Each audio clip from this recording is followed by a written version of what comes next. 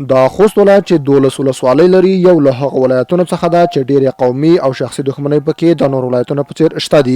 د خوست ولایت د سرحدونو قبایلو او قومونو رئیس مولوي میا ولی محمد صدیقي وایي چې په خوست ولایت کې شخصي دښمنۍ ډېرې دي چې همدې ته په کتو د امیر المؤمنین حفظه الله د قومي او شخصي دښمنیو د حل لپاره شفاهي فرمان صادر کړی چې د حل لپاره شورا جوړه شوې ده. ښاغلي صدیقي په خپلو خبرو کې ویل چې د خوست ولایت په مرکز او ولسوالیو کې تر اوسه پورې 819 قومي او شخصي بدۍ د حل لپاره ثبت شوي دي چې تر اوسه پورې د جګړې د حل شورا 53 بدۍ د خلکو په همکارۍ حل کړي دي. د امیر المؤمنین شفاهي حکم ده چې د خوست په ولایت کې بدیانې دښمنیانې ډېرې دي. البته بعضې دښمني شخصي دي، بعضې قومي دښمني دي. د هغې دپاره د موږ د سرحداتو وزیر صاحب چې کوم ده نور الله نوري صاحب خوست ولایت ته سفر وکړ، بیا دلته د شخړو د حل یو کمیسیون جوړ کړ. موږ ته د ټول خوست ولایت چې موږ سره اوس ثبت چې کومې دښمني دي تقریبا هغه موږ سره 819 دښمني موږ سره ثبت دي. البته نور هم په جریان کې دي را روانې دي. وخت په وخت باندې مقامي خلک او ولسوالانو نه موږ د غوښتنه کړې ده هغوی موږ ته د بدیل لیکي.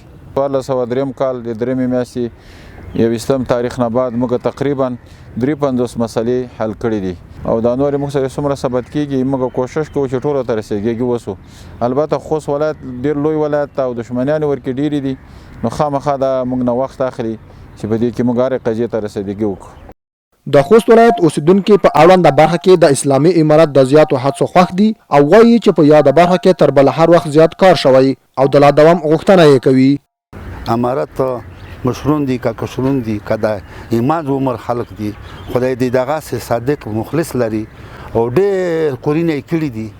پاینده کې میا سړي دغه په زړه کې دو چې د خپل کړي چاره نه چانه کې یغه نه منره خلق ضرورت لومړیتوب ورکړي. خدای دې دوی ته دغه توفیق ورکړي خلک علم دغه دو چې دلته مشکل دي خلک بدای دي خلک خفګانین دي خلک دوی دي. دا چې په اوس وخت کې په خوست ولایت کې شخصي دښمنۍ شخصي تربګنۍ بیخي زیاتې دي. نو زموږ هیله او غوښتنه به دا وي چې کومې بدۍ نه رامشته هغه خلک هم په ډېرو سختو ستونزو کې دي په مشکلاتو کې دي. دوی دپاره ژوند د یوه زندان په معنا تعبیر شوی دی. ژوند د زندان په معنا پېژني دا چې دی هم انسانون دي د انسانون نه خطۍ کېږي غلطۍ کېږي. د کمیسیون نه مو هیله ده د دولت نه مو هیله او غوښتنه دا ده چې د دغو د خلکو سره همکاري وشي تر څو د دوی هغه مشکلات هغه ستونزې وتعال کړي تر څو نوی ژوند شروع شي. دا یادونه ول ده چې د اسلامي امارات په واکمنېدو په دې ولایت کې زیاتې شخصي او قومي شخړې هوارې شوې دي.